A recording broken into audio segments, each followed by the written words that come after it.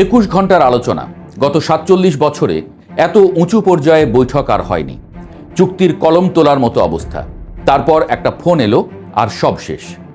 ইসলামাবাদে যুক্তরাষ্ট্র ও ইরানের শান্তি আলোচনা যেভাবে ভেস্তে গেল তা নিয়ে এখন প্রশ্ন উঠছে সারা দুনিয়ায়। আর সেই ব্যর্থতার জের ধরে যুক্তরাষ্ট্র এখন ইরানের সব বন্দর অবরোধ করতে নেমেছে। মিত্রদের পিছিয়ে যাওয়া, কূটনীতির টেবিল ভাঙা, একটার পর একটা ঘটনায় এই যুদ্ধ এখন এক নতুন মোড়ে এসে দাঁড়িয়ে। ইসলামাবাদে ঠিক কি হয়েছিল? পাকিস্তানের মধ্যস্থতায় গত শনিবার ইসলামাবাদে বৈঠকে বসেছিলেন তেহরান এবং ওয়াশিংটনের প্রতিনিধিরা। মার্কিন প্রতিনিধি দলের নেতৃত্ব দিয়েছেন ভাইস প্রেসিডেন্ট জেডি ভ্যান্স।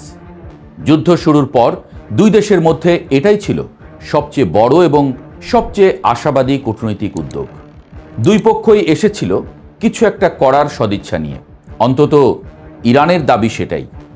ইরানের পররাষ্ট্রমন্ত্রী আব্বাস আরাগচি জানিয়েছেন, গত 47 বছরের মধ্যে সর্বোচ্চ পর্যায়ের এই আলোচনায় ইরান আন্তরিকভাবে অংশ নিয়েছিল এবং ইসলামাবাদ সমঝোতা স্মারক স্বাক্ষরের একেবারে কাছাকাছি পৌঁছেও তারা বাধার মুখে পড়ে। অর্থাৎ চুক্তির নামটুকু পর্যন্ত ঠিক হয়ে গিয়েছিল, কিন্তু কালি শুকোনোর আগেই সব উল্টে গেল। তাহলে শেষ মুহূর্তে কি হলো? আরাগচির দাবি, বৈঠক চলার মাঝেই ভাইস প্রেসিডেন্ট ভ্যান্সের কাছে একটি ফোন আসে ইসরায়েলের প্রধানমন্ত্রী বেনিয়ামিন নেতানিয়াহুর।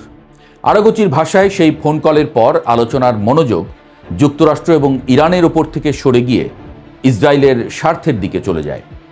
এটি যদি সত্যি হয় তাহলে প্রশ্ন ওঠে, শান্তি চুক্তিতে সবচেয়ে বড় বাধাটা আসলে কোথা থেকে আসছিল? যুক্তরাষ্ট্রের নিজের অনিচ্ছা থেকে নাকি তৃতীয় একটি পক্ষের চাপ থেকে? 21 ঘন্টা ধরে আলোচনার পরও কোনো চুক্তিতে উপনীত হওয়া সম্ভব হয়নি।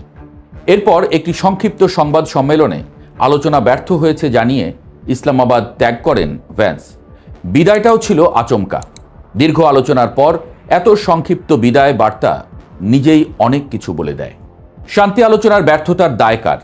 এই প্রশ্নে দুই পক্ষের বক্তব্য সরাসরি পরস্পর বিরোধী। ইরানের ভাষ্য পরিষ্কার। আরাগচির অভিযোগ, যুক্তরাষ্ট্র আলোচনায় এক চুলো ছাড় দেয়নি, বারবার অবস্থান পরিবর্তন করেছে এবং নানা ধরনের চাপ প্রয়োগ করেছে। এত দীর্ঘ বৈঠকে একটি দেশ যদি একবারও নমনীয় না হয় তাহলে সমঝোতা হওয়ার কথা নয়। ইরানের যুক্তিটা এটাই। আরাগচি আরও অভিযোগ করেছেন, যুক্তরাষ্ট্র আলোচনার টেবিলে সেসব লক্ষ্য অর্জনের চেষ্টা করেছে যা তারা যুদ্ধের মাধ্যমে অর্জন করতে পারেনি। এই অভিযোগটি গুরুতর। এর মানে হলো, ইরানের দৃষ্টিতে ইসলামাবাদের বৈঠক আদতে শান্তির উদ্যোগ ছিল না, এটা ছিল ভিন্ন কৌশলে আত্মসমর্পণ আদায়ের চেষ্টা। আরাগচি সামাজিক যোগাযোগ মাধ্যম এক্সে লিখেছেন, কোনো শিক্ষা নেওয়া হয়নি। সদিচ্ছার প্রতিদান সদিচ্ছা, আর শত্রুতার প্রতিদান শত্রুতা। কথাটা ছোট, কিন্তু বার্তাটা বড়। ইরান ভবিষ্যতেও একই ভাষায় কথা বলবে। ইরানের প্রেসিডেন্টও একই সুরে কথা বলেছেন। মাসুদ পেজেশকিয়ানের বক্তব্য, ওয়াশিংটন যদি তাদের কর্তৃত্ববাদী মনোভাব ত্যাগ করে এবং ইরানের অধিকারের প্রতি সম্মান দেখায় তবে এখনও একটি সমঝোতা সম্ভব। অর্থাৎ দরজা একেবারে বন্ধ করেননি তিনি, তবে শর্ত স্পষ্ট। আর নেতানিয়াহুর ফোনের বিষয়টি, নেতানিয়াহু আদৌ ফোন করেছিলেন কিনা ওয়াশিংটন তা স্বীকার বা অস্বীকার কোনোটাই করেনি। এই নীরবতা নিজেই একটা বড় প্রশ্ন হয়ে দাঁড়িয়েছে। কূটনীতির দুনিয়ায় এ ধরনের নিরুত্তর থাকাটা সাধারণত স্বীকৃতি বলেই ধরে নেওয়া হয়। আলোচনা ভেস্তে যাওয়ার পর যুক্তরাষ্ট্র বসে থাকেনি। কূটনৈতিক টেবিল ছেড়ে সরাসরি সামরিক চাপে ফিরে গেছে ওয়াশিংটন।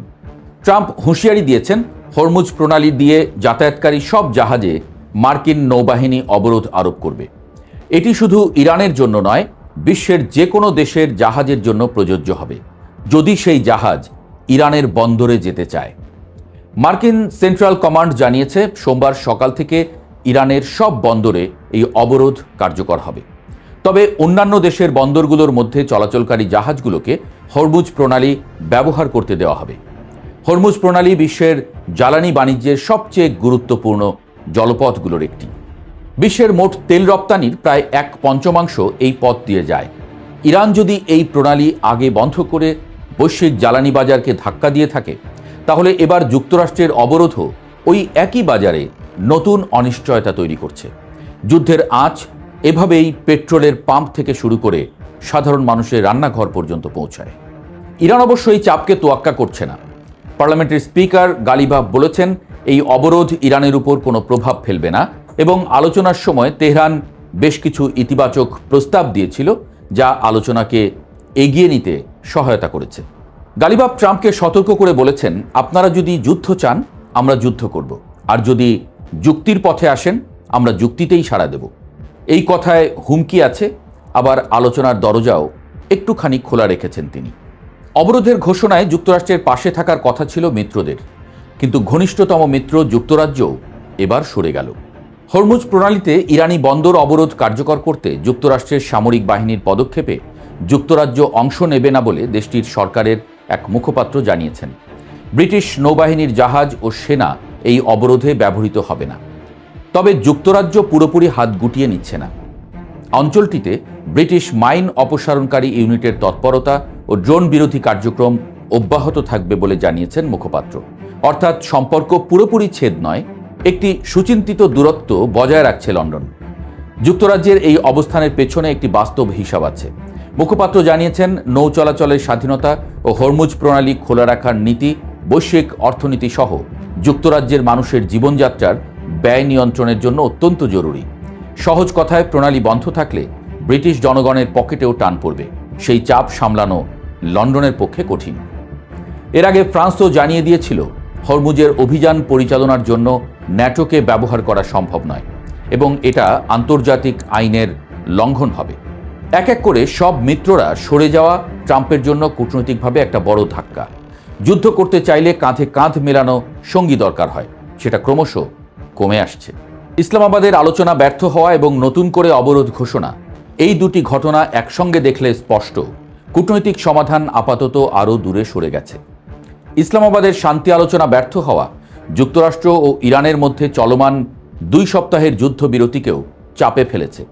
যুদ্ধবিরতি মানেই চুক্তির পথে যাওয়া, কিন্তু চুক্তি না হলে যুদ্ধবিরতিও টেকে না। সেই চক্রেই আটকে আছে পরিস্থিতি। এই চাপের মাঝেও ইরান পেছনে হাঁটেনি।